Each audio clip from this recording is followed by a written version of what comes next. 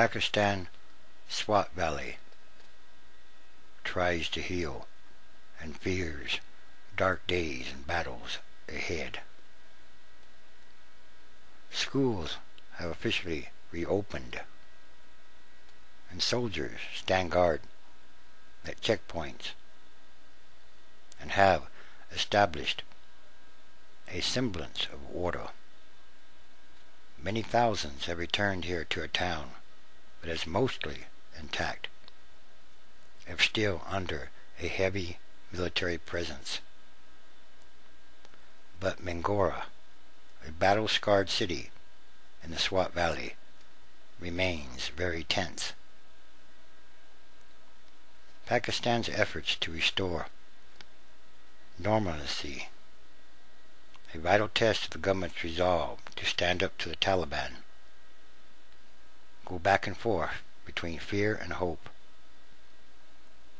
leaving an enduring victory over the Taliban or the militants a distant goal, and beneath the surface of relative calm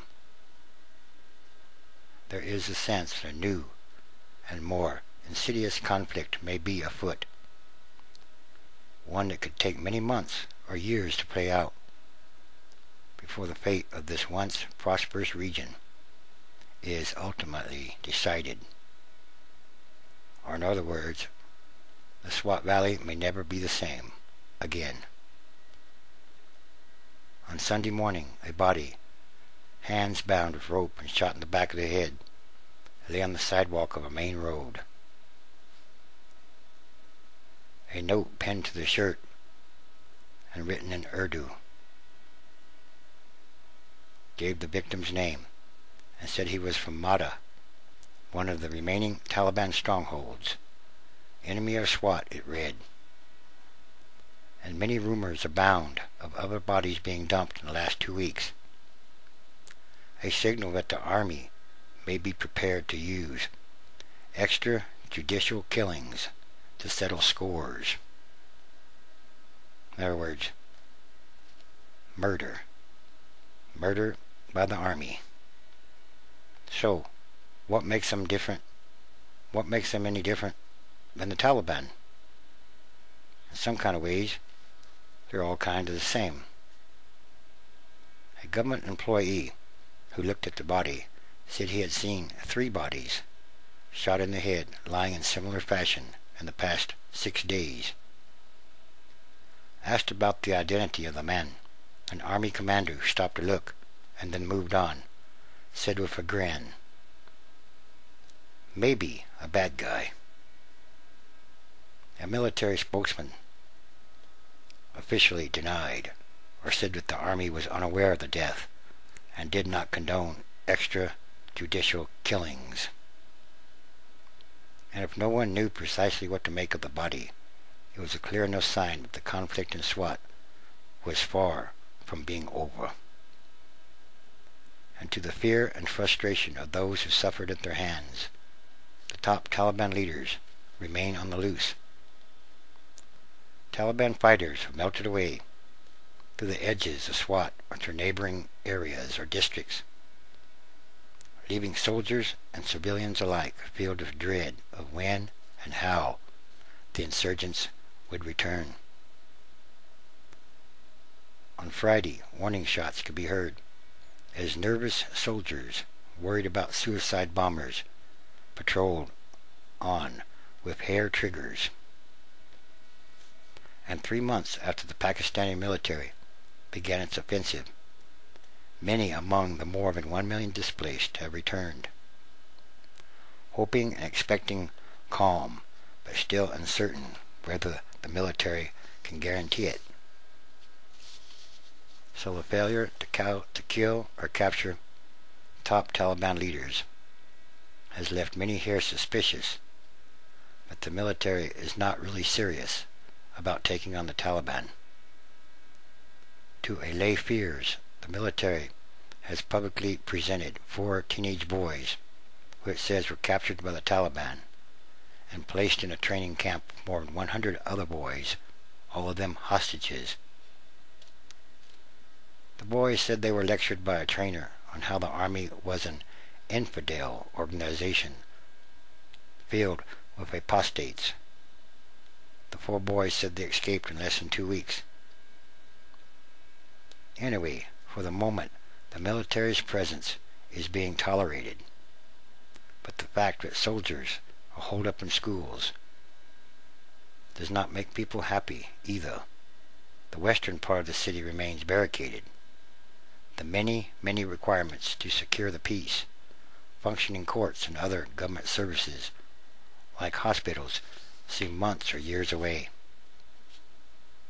1 year. We'll be lucky if we get this under control, said the district coordinating officer, who is one of the senior government officials in SWAT. The United Nations has planned to help restore health and education services. The United States Agency for International Development has also offered help. Their mode of working is much slower than the government of Pakistan, and whether these foreign aid programs can be done fast enough to satisfy the people who are most vulnerable to the lure of the Taliban or the militants is a very pressing concern.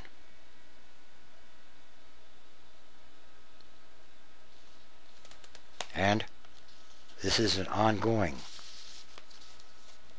thing.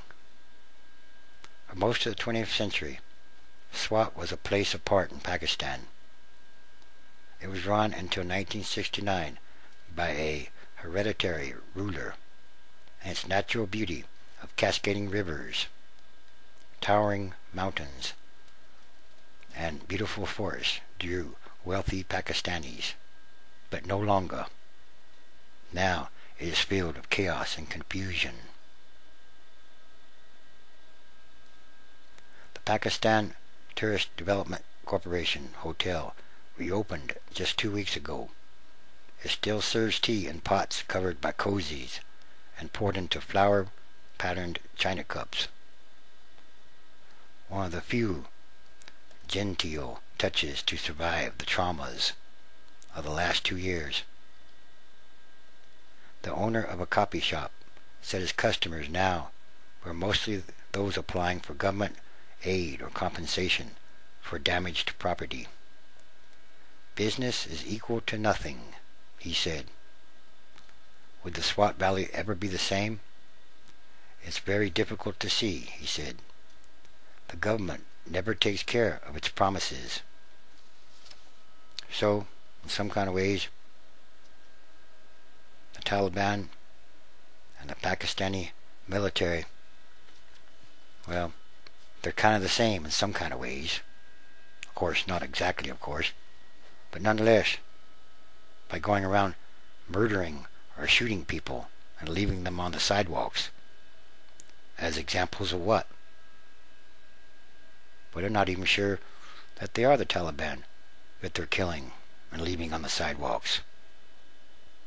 No, that's not sending a good message to the residents of Swat or Swat Valley. And there has been much damage there.